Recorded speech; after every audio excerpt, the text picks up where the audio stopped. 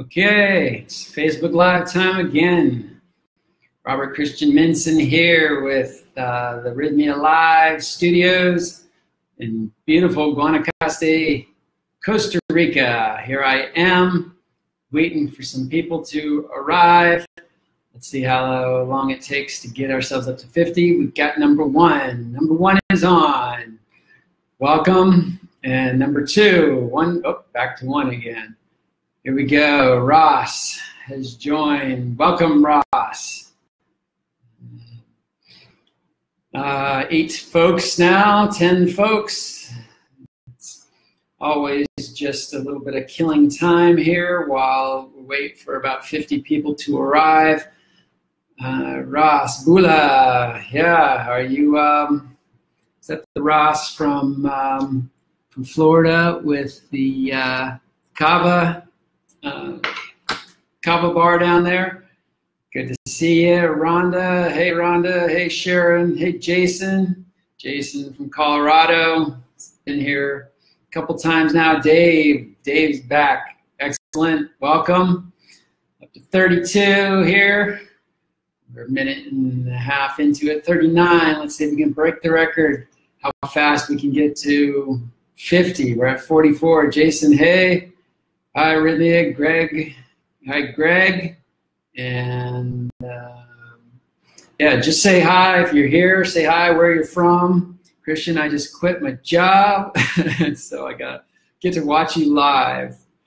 Thank you. I don't know what to say. I hope you didn't quit your job just to watch me live, but I hope it's worth it anyway. All right, I'm from Colorado, Leah Williams, and we passed the 50 mark, so I'm going to go ahead and get started. I'm just going to, let's see, a few more highs. Canada, Tony, Lilac, Lee, welcome all of you. So my name is Christian Minson of Rythmia here, Rythmia Life Advancement Center in sunny Costa Rica. It's sunny. It is very warm. Actually, there's some clouds in the sky that doesn't seem to be affecting the warmness at all. So I am the director of the Breathwork program here, and I'm also a certified Transformation Breath facilitator, senior trainer with the Transformational Breath Foundation for the last 11, going on 12 years now. I am a speaker and author, contributing author to this book, Align, Expand, and Succeed, Shifting the Paradigm of Entrepreneurial Success. Really about conscious business, conscious entrepreneurship. And I was a former monk, and that was significant in our topic last week, as we talked about daily life monk style. That seemed to be a very popular topic, and I'm willing to do that again sometime. We only got through half of my content last week because so many good questions. People had great questions. So just tuning in. Jacob from everywhere. Tony. Oh, happy birthday, Greg. Yeah, happy birthday. Lots of happy birthdays going on. Yaelene from Oregon. Jacob, 44. Is that how old you are? All right. Sorry, in trying to talk, I can't keep track of the conversation going on in the chat bar at the same time. So I will alert you to this book, Shit the Moon Said. If you haven't read it yet, do it. The story of Sex, Drugs, and Ayahuasca by Jerry Powell. Jerry's our CEO here at Rythmia, and powerful book. And we had a contest running. The contest is over, but that doesn't mean the book still isn't worth reading. And in fact, it's going to change many lives by drawing people here to Rythmia. All right, so my topic today is soul versus ego. Soul versus ego with the subtitle, Interpreting Your Inspirations. And this topic came about from a question that somebody had here. You know, they had gone through one of the night's journeys, and they were like, I got a lot of downloads, I got a lot of information, but how do I know whether that's my soul or whether that's my ego talking? You know, I got a lot of direction on what I'm supposed to do in life. How do I interpret that? So I thought that would be a great subject for today. One, to just talk about the soul versus the ego and their place within our beingness. And then the other part of that, which is, some ways to help you see whether what you're experiencing is coming from your soul or what you're experiencing is coming from your ego. So Linda says, hi, Christian. Hi, Linda. Hi, Karen McNabb. Jason, just sent a copy of Shit the Moon Said to my mom. All right. That's, I don't know what my mom would think if I sent her a copy. So Jason, bold move there, bold move. Behind the phone number, what are your thoughts on numerology? I see, there's the, see the 44, it just disappeared. So I'm not one who's very skilled at numerology, so I can't tell you exactly what, what's going on with the phone number, except to call it. Call that phone number and miracles will happen. That's what I do know. These numbers are miraculous in that by calling them and getting yourself here, you will create miracles in your life. And we have a 95% success rate to back that up. So we know it happens here and we know it will happen to you. So let's see, Asen, greetings from London. Yes, how you doing in there in London? Jamie, oh, you look so full of light and love. Oh, thanks, Jamie. I do have to say my birthday is coming up on Monday. The big 5-0, or do this way, 5-0. Yeah, it's a big one for me. So send me a lot of hearts right now. I could use a lot of hearts across the screen to help me deal with that one. But it does seem like every year I'm starting to feel younger and younger, and definitely friends have noticed, friends have come and visited me so far, and they say there's a different light and vitality in my eyes from when they knew me just about 6 months ago. And I do have to say, it's really from being at this place. This place is amazing. Getting to, for myself, really fulfilling my mission of helping folks. This is what I did in my life before coming to Rythmia, and look at those hearts. Beautiful, beautiful. Thanks. This is what I did before coming to Rythmia, but it seemed like on such a smaller scale. I saw, maybe an average of 10 people a week, whereas here we're seeing an average of 50, 60, 70, 80 people a week. So I get to touch that many lives, and it's both very satisfying and very intense. And so I'm about to go away for my birthday right after the 9th. I'm going to New Mexico. I've been invited by Greg Braden. If anybody knows who Greg Braden is, give me some thumbs ups or hearts or all that. But Greg Braden's doing a program in New Mexico. He came here to Rythmia and was one of our guest presenters. He went through the program, and I was fortunate to offer him the breath work. He came every night that he was here for the breath work, and he absolutely loved it. I don't know a person, especially a person of that caliber, that one of our thought leaders that comes through here, that so willingly put himself into the process and just let go of any pretense, any sense of, yes, I'm here, being the lecturer this week. And he just got into the program, and he loved the breathwork so much that he invited me out there to do it this coming week. So I'm very fortunate for that. And, that's the kind of miracles that can happen here at Rythmia. So they happen to us who work here in a different way, perhaps, than those who come here to go through the program, but they happen regardless.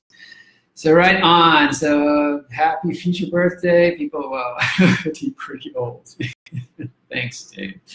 All right, a lot of good happy birthdays. Let's say we merge both aspects of our being into one harmony in case verse. Name Deucin. that's kind of where we're going with this a little bit. So let's get into that. Soul versus ego, and I say soul versus ego only because especially in interpreting what's coming up for us, it's either coming from the soul or it's coming from the ego. So that's where the versus comes in. But when I do some of the classes here, I'm back on the 18th. So I'm gone from the 10th to the 18th of April. So when I do some of the classes here, we talk about the ego a little bit, because part of our adjustment period, returning, is sorting out, looking for the ego and not finding it in its normal place. So I use the analogy, good old Citizens United in the United States, a PAC group, a political action committee, sponsored a bill that passed that said corporations are people too. And so corporations now have the rights that people do in the political system in the United States. So I decided to flip that on its ear and say that people, all of us, are corporations too. All right, so this is a metaphor or an analogy, okay? So we, as an autonomous being, are essentially a corporation, right? You Incorporated. So in a corporation, there is generally a CEO, somebody running the ship, and then there is a manager or managers, right? Now, I liken the soul to the CEO of our company. So the soul plays the role of the CEO. The ego plays the role of the manager. So let's see, a CEO, what's the role of the CEO? Basically, the CEO steers the ship, is the visionary, right? It's always thinking outside the box, charting new territory. The CEO has the broad overview of things. He or she generally doesn't get involved in the detailed minutia of the company, right? It's the broad strokes. The CEO is concerned with expansion and growth, right? He's not looking to keep things the same, but always growing, always moving into a deeper, higher, stronger way to solidify the company on strong ground. He or she is concerned with the overall health of the company and is willing to change, willing to get out of the status quo. In fact, is always pushing the status quo to a new one, a new level. All right? So this is essentially the role of the CEO. The manager, on the other hand, what's the function of the manager? The manager is generally task-oriented, right? The manager is put in a position, and he or she wants to make sure all the tasks get done, so that position and all of those that they see underneath them are performing.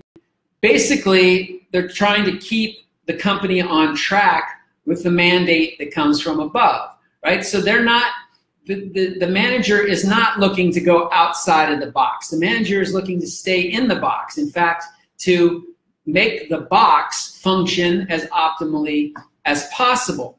So, this is the box of company policy. What the current policy has been downloaded by the CEO. So the manager is generally detail oriented. So he gets caught up in all the details, making sure all the little ducks are in a row and all the T's are crossed and the I's are dotted, so to speak. The manager generally has a narrow focus, right? He or she has the task, a specific task to get done. So he's not looking at the broad health of the company, just what can get done, what needs to get done for that role to function properly. And so it's really about maintaining the status quo, right? So back again to our analogy. So the soul is the CEO. The soul is the visionary. The soul is the aspect of our being that's looking to expand beyond what we are now. That's evolution, the evolution of our consciousness, the evolution of our being. The soul is constantly stretching us to get deeper and farther, to broaden our boundaries and keep enlarging the box. Whereas the ego is the manager. And the main role of the ego is to keep us safe, really. If you think about it, keep the company safe, keep the company moving. Don't get the company, that is you, into rocky territory, into a place where its safety is compromised. And for the ego, it sees things in black and white, basically. What's known is safe. What's unknown is unsafe, generally speaking. So again, it's keeping you in line with what's known. Basically, the ego keeps you in the box because it knows that that's safe. What's interesting in life is that the ego will keep us safe even if safety is miserable. Now think about that. If you've known all your life depression and sadness and misery, well, that's what you know. So then there's this miracle cure, this thing like Rythmia that's promising you great results. Well, the ego is going to say, I'm not so sure we want to step out of that territory because it's not known. We don't know what's going to happen. I'm going to keep you in this safe little box. Even if that box is full of misery and pain, at least it's known, right? At least it's something we're sure of. So we're not going to venture off into potentially unsafe territory. Okay, so this is, again, the manager's position. The manager, the ego is the manager, and the manager is there to keep the company safe, keep the company on track. So let's tune in for a second. So people are saying, Chris Assad joined. Hey, Chris, came here recently. Deborah likes the analogy. Great visuals. Thanks. That's, you know a lot about business and running a company. I know a little bit about business and running a company. I definitely know that I have a lot to learn from our CEO, Jerry Powell, who, man, he's run some pretty astounding companies. So, so good comments there. And so back on track. So this is the analogy. You Incorporated, your company is run by the CEO, and which is your soul, and then the ego ideally has the managerial position. Now, what we talk about here at Rythmia is that we as human beings are designed to split from our soul. This is what happens at an early age in our life. And if you've listened to any of Jerry's talks, just go, if you haven't heard this concept before, go back into some of the earlier archives in the Facebook Lives or in our YouTube page, the Rythmia Life Advancement Center YouTube page, and you'll see him explain this. But our soul splits. So when the soul splits, when we split from our soul, it's like the CEO, the soul, takes a sabbatical. All right, so there's nobody in that seat now. There's nobody in that driver's seat, so to speak. So the ego gets this great idea. It's like, hey, the seat's empty up there and it's a higher position. I'm going to go up there and try to run the company. All right, so the ego is now trying to be in charge of you Incorporated, right? So, but the ego still has a manager mentality. Right? The ego is still trying to keep you narrowly focused. It's still working on the details. So it doesn't have time to think in broad strokes and broad terms. And when something starts to push you out of the box where the CEO might say, yeah, let's go in that direction, the ego is like, whoa, let's hold the reins back. You know, we're getting into unsafe territory. So the company is now, the company, which is you, is on faulty ground. And the ego generally is not a very good CEO. Let's just put it that way. Now, when we do merge our soul back, and this is merge the soul back, we're not destroying the ego. So this is one of the things that a lot of people have a misperception of. We're not trying to get rid of our ego, to annihilate our ego, to smash it to pieces. And I forget who it was early on in our chat window, was talking about soul and ego, working harmoniously.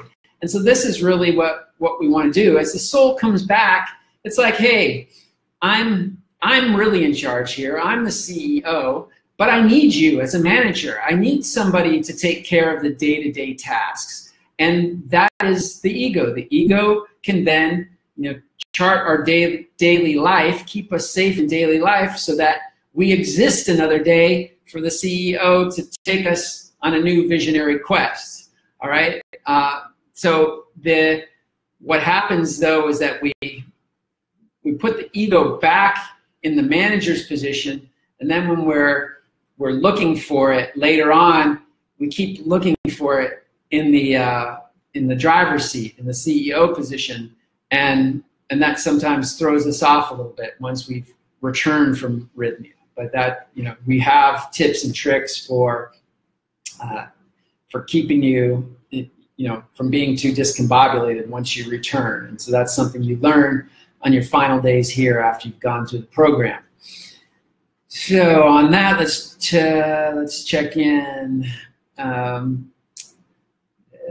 Anybody saying, love this comparison with the company versus human. Ingenious. Thank you, man. I have to say I liked it too. I especially like the flip over of the corporations being people, so we can certainly act as corporations.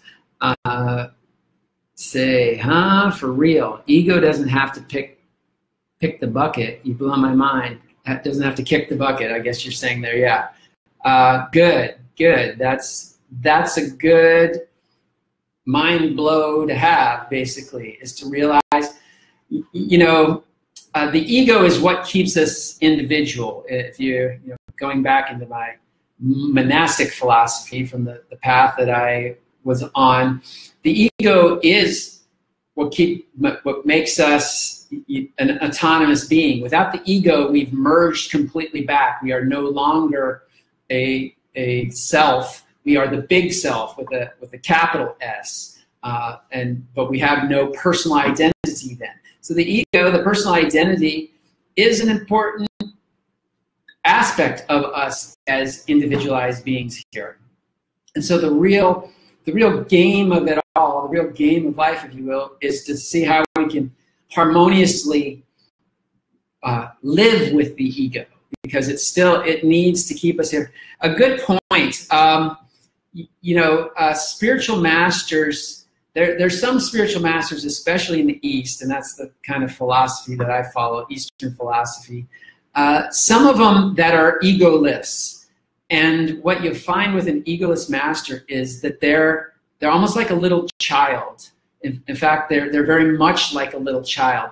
They have to be fed. They have to be clothed. They're sitting in this high spiritual consciousness, and it's not for me in the course of this discussion to figure out how they know that they're in these high spiritual consciousness. But let's just posit that as a given, that they're in this high spiritual consciousness, but they're so high and they have so little ego or no ego at all that they basically have no manager. They don't have a manager in charge. So they don't know how to feed themselves. They would just go without food because food doesn't really matter to somebody that's pure spirit. They have a body, but they're not really even aware of how to make it, how to take care of it. So others end up taking care of them, and so they're spiritual masters like that. Anandamoyi Ma, for anybody who knows her from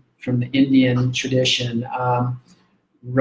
Ramana Maharshi too. Both of those were folks that were so out there that they didn't have their ego here, but that can be a liability if we're not, if we don't have others taking care of us, which most of us need to take care of ourselves. So somebody's saying the problem is the use of the word ego. We need a new word. And I don't know. Maybe I would say it's only a problem in the sense that, like, using the word God is a problem. It's, to me, God is a very powerful word, but I won't say most, but for many people, it's been, used in a way that there's too many negative associations with it. So the same way with ego, we tend to, we put so many negative associations on the word ego that now when we say ego, we just think negative, and we don't need to. The ego at worst is neutral, and at best is an efficient manager of our company, of us. So, Lisa, thank you for being you. Oh, thanks. Let's see. No one has ever said that to me. I've been trying to take her out. All right, yeah. So don't take the ego out. Give it, as they say, give the dog a bone and let it be. So feed the ego what it needs, but don't.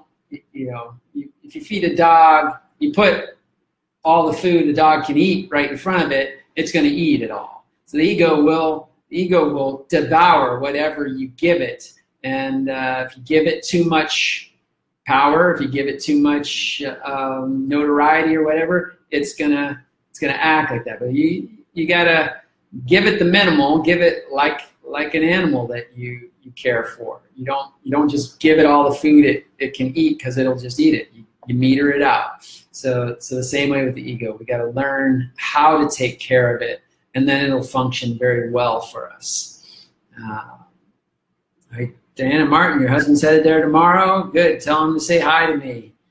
Craig, so meditation, breath work, yoga keeps us in contact with our soul. Yes, that's that, Craig, is exactly right. They're techniques, and the plant medicine as well. They're all techniques for helping us open our consciousness up to reading the communication from the soul. And as we do that, we start to get better at interpreting the soul's messages, which is really what we're getting into now. So the second part of this was really interpreting your inspirations. So in plant medicine ceremonies and breath work, even in meditation, you'll get downloads. Things will come to your mind. And it's like, oh, I need to quit my job, or I need to start this new business, or I've got a vision of my soulmate is somewhere out there, and I'm being directed to her or him, or whatever the case may be. And the question is, how do we know whether this is the soul speaking to us or whether this is the ego speaking? And I would say, when there's a few guidelines that I've got here. So basically, it comes down to as you get an inspiration or you get some kind of message, allow yourself to sit with that message and then feel. First of all, does the message come with a sense of fear, a sense of anxiousness, a sense of, it's like, I got to quit my job. Is there fear or anxiousness around that? Or is there a sense of excitement? Or at the very least, a sense of calmness, a sense of, emotional stableness as you receive that message? If there's that fear or that anxiousness, that generally is going to mean that the ego is bringing you that message. And it's not, the ego, again, is not the visionary. The ego is not the one to step you into new boundaries of life. The ego is to keep you moving on the path that your soul has dictated for that round of movement. So if it is excitement or if it is calmness that's there, then you can be more certain that that's the soul that's giving you that message. And fear and excitement are basically the same energy, just that fear is that energy without the breath, and excitement is that energy with the breath. So fear is just excitement without the breath. So if you can actually add the breath in, you can change fear to excitement. I thought that was pretty cool. So check it out. The ego does keep us grounded, taking care of our physical needs and safety, but it can also keep our ideas and dreams from soaring. It's about maintaining balance. Beautifully put, Craig. That's exactly what I'm saying. And we need the ego to take care of our physical needs and safety, but we also need to know when it takes orders from the soul rather than being the one that's giving the orders. Thank you, Sven. And so the next way to, as you get a download, think about this. If it feels expansive, as you dwell on this thing, do you feel expansive? Again, let's use that example of, I get this message that I need to quit my job and move on. As I'm thinking about it, do I feel expansive?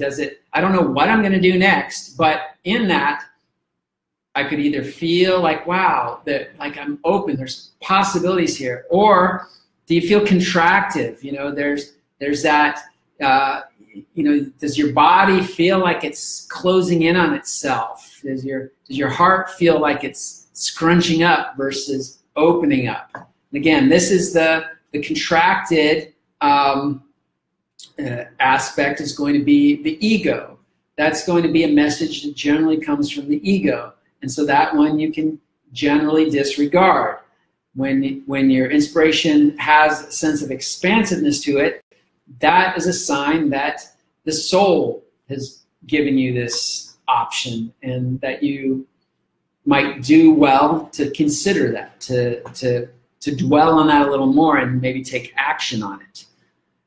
For me, the ego keeps my mind thinking, but the soul is peaceful. Yeah, that gets into another point I'm about to say. And Marina, I just quit this morning. I sit here listening to you and trying to figure it out. I do feel calm about it, even though I'm a little scared and pay the bills. But mostly I feel calm right at this moment.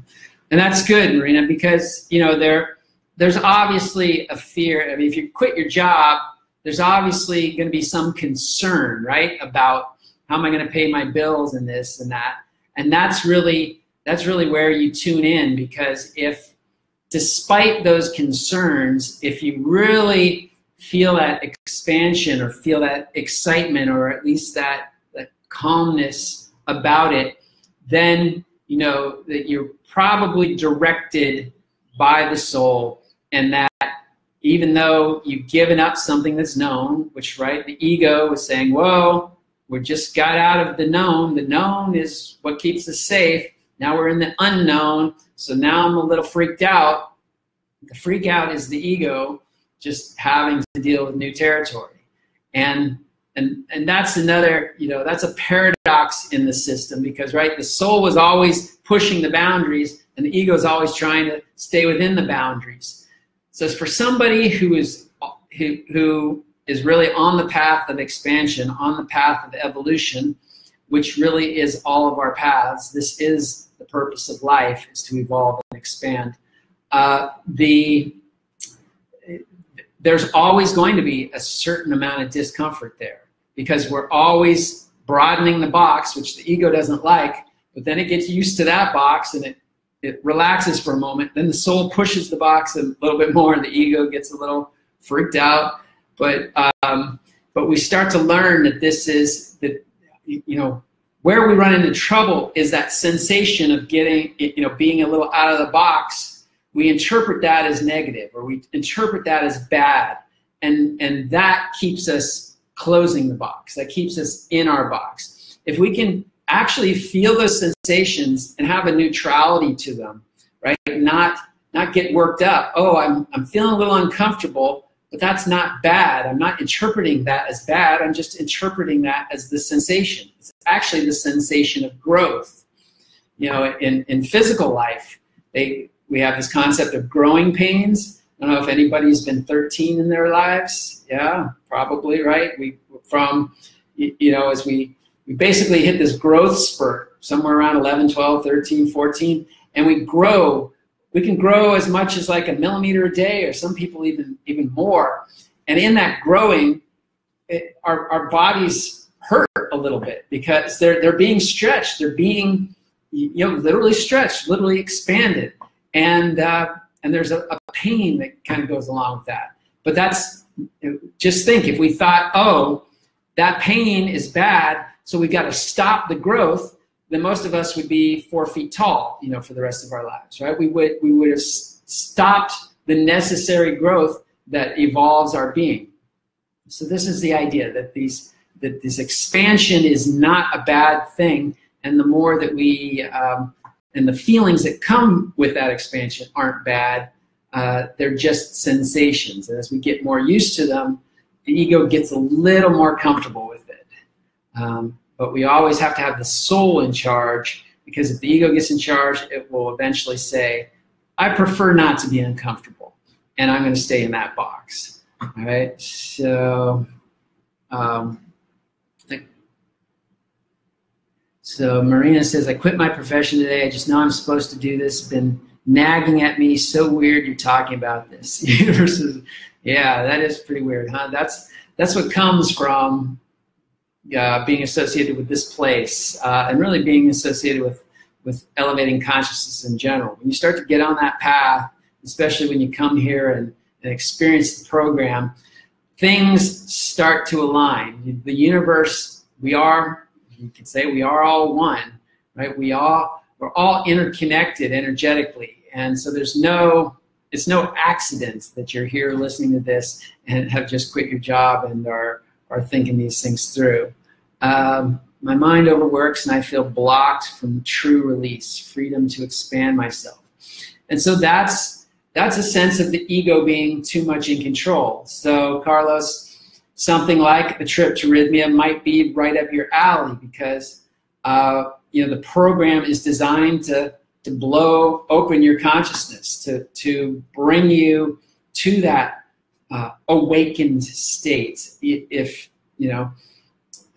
temporarily, but then giving you the tools to keep yourself awake and open once you return back into your life. So, and breath work is one of those tools. That's why I'm such a big advocate of it, and have been for the last 12 years, and really the last 22 years, considering my 10 years as a monk. Our meditation practices were really breath oriented. So still feeling calm, excited about a decision does not mean that it will not be without maximum discomfort. That's very true. Although we would receive incredible grace while we move through that phase. And it can last a while, which makes me say, really? Then what's the point? The point is evolution. That's the point. No matter how long it lasts, you evolve.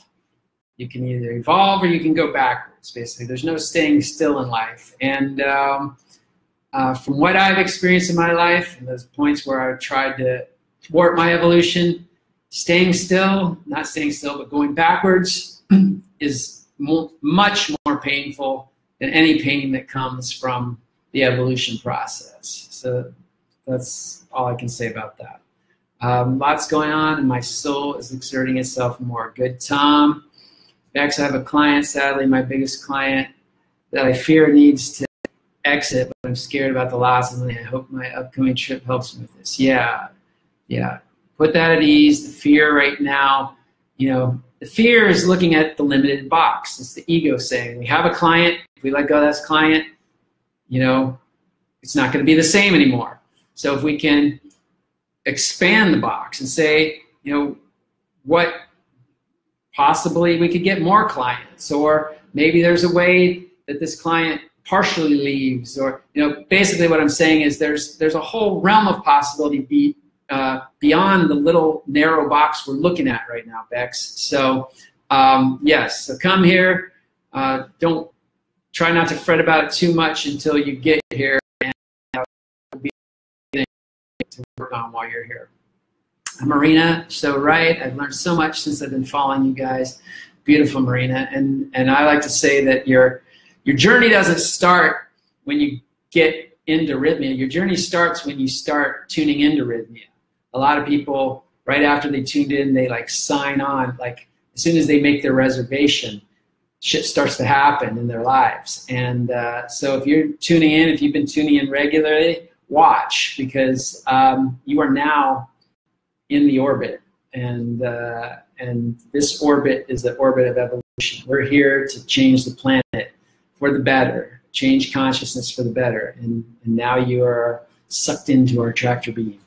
Rythmia will open you up, no doubt. Had a great experience. You'll be returning in October. Yes, Lisa, you will evolve. Yes, you will. Where in New Mexico will you be? The Tamaya Resort on Indian land between Albuquerque and Santa Fe. It's about 30 minutes outside of Albuquerque. Tani, hi. Susan, hi from Livermore. Debbie, can you post a link to your book? I'll see if I can do that, yeah. Not here, but on my page. If people want stuff about my personal life, what I do, transformational breath-wise, or my books and all that, friend me on Facebook with a message that says, I saw you on Facebook Live and I want to carry on the conversation or whatever. Always include that message, because I get a lot of friend requests from people that I don't necessarily want to friend. But that's the book she's talking about. Let's see. And Carrie, being a freelancer, I wake up every day unemployed. I have to hustle to work, literally sitting here patiently waiting on concert season so I can work. My bank account says I ought to be freaking out. I've never been calmer. I know I'll get the right amount of work. Beautiful. So I sit and see there. And that's beautiful, Carrie. That's it. I mean, it takes a special type of mentality, a special type of person to be a freelancer, because you have to be able to be okay with the no work, which is, for a lot of us, that's true ego training. It's like really teaching the ego how to sit in that discomfort and be okay with it. And I know it's uncomfortable. You wake up unemployed. You'd rather see money in your bank account, and yet, all those are facts. My bank account has this much money. I have this job today or not. They're neither positive nor negative. We choose whether to latch on to the negative aspect of it and freak out, or latch on the positive and continue to be hopeful and continue to be progressive. Of course, it's good to put effort into it. We don't want to just sit on the couch eating potato chips thinking that, yeah, I'm okay, someday I'll get a job, right? But I don't think you're that way, Carrie.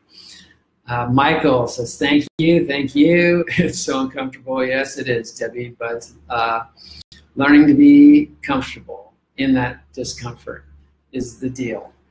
So let's see, in the box or out of the box. This is another way to interpret. If your idea is keeping you in the box, this can be an indication that it's coming from the ego. If your download, if your inspiration is pushing your boundaries, forcing you to do something that you're not comfortable with doing or that you haven't done before, that's likely more your soul. All right, so not in all cases again, but all these tips I'm giving you to help you start to tune in. Ultimately, your soul speaks to you through your intuition. So that's outside of your mind. And this gets to what I forget who just made a point a couple pointers ago, was that their mind gets all crazy, and that's generally the ego. If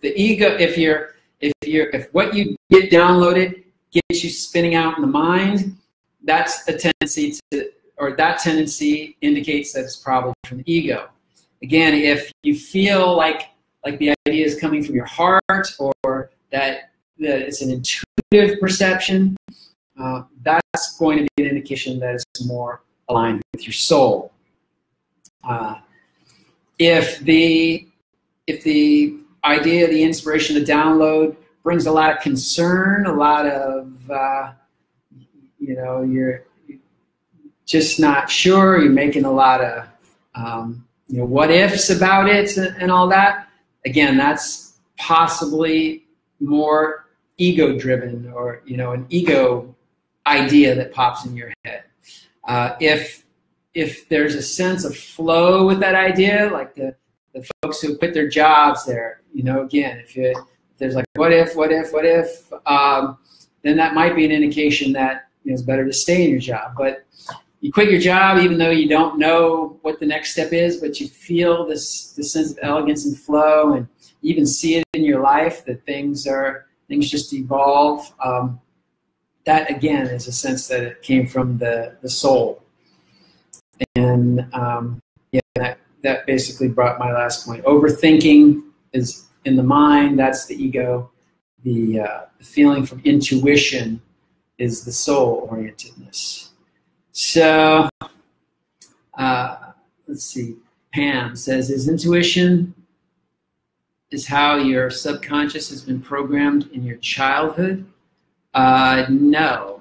Intuition is direct communication of your soul. I would say your ego chooses from how you've been programmed in your childhood. Because again, remember, every experience that you've had, which essentially is your programming, is what the ego draws upon. That's the known. So if you're beat as a child, even though that's painful and not great and all that, that's why so many abusers stay in abusive relationships, because it's known, it's safe, because it's in the known. To get outside, to start to have a relationship with somebody who's not abusive is getting out of the box, out of your programming, and the ego doesn't like that. So the subconscious programming is the ego's go-to, not the soul's go-to. So hopefully that's clear. I think our erroneous ideas about what growth looks like is quite often the problem. That's it. That's I would say you're onto something there, Tom. And this essentially is this topic, is that we're learning to interpret our ideas about growth. Sometimes we'll get an idea that says, do something crazy. What if I got this idea to be evil Knievel and jump over the Grand Canyon? I think even though that's pushing my box quite a bit and all that, I get into thinking of it. There's probably all sorts of ego reasons why I have that. The fame, the fortune, the ego strokes and gratification and all that, which would make it more in alignment with my soul to stay in the box with that particular idea rather than going out there. So we're really learning to navigate us, to make this company, you Incorporated, the most thriving, continually expanding, prosperous, fun, and enjoyable experience that it can be. And that's our whole goal here. As we say, when we're merged with our soul, our primary motives are to love, to be loved, to have fun, and to be in community. Those are our primary motivations, and that's our evolution continues to bring more love, more opportunities to love, more opportunities to have fun, to enjoy what we're doing, and brings people together. When we're split from our soul, our primary motivation is to be right. To be right. We have to be right. And if we're not right, then we fight as much as we can to prove that we're right, even if we're not. So in this, that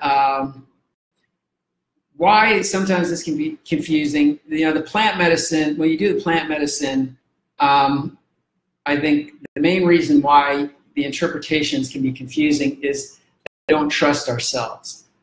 Especially when you take the medicine, there's still something in the back of your mind that says, well, I put something external in me, and therefore that thing is influencing me. That thing is But no, the medicine is just like the door. So the door opens to your consciousness, but the medicine just opens the door for you.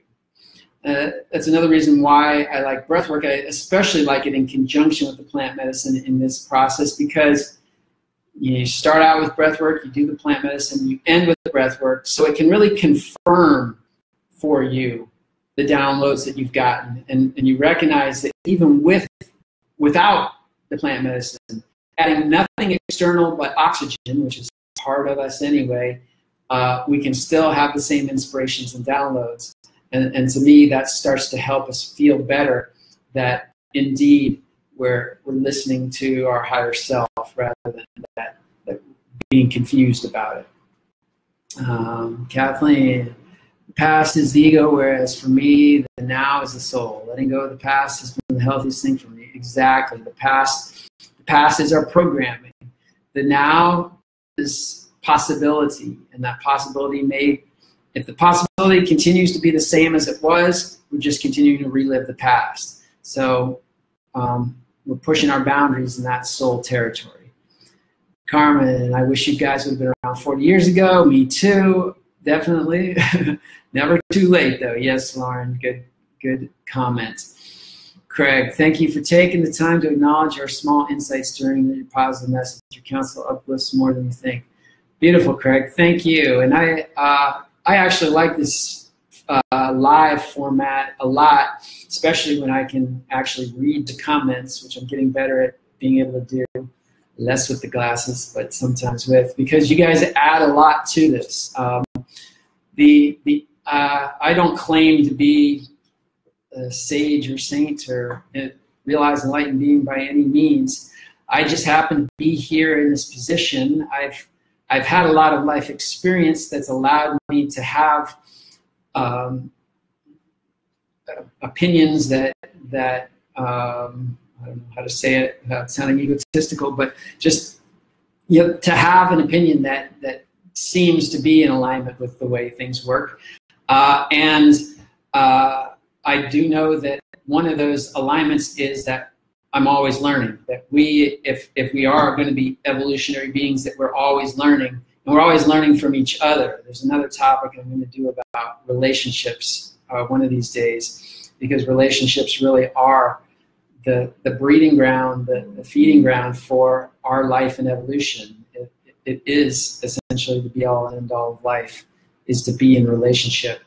So, that being said, we are evolving together as we have this conversation, and a lot of you bring up really great points. So thank you for that. So Debbie, how incredible you did, Rythmia. Thank you. Debbie's one of my biggest fans.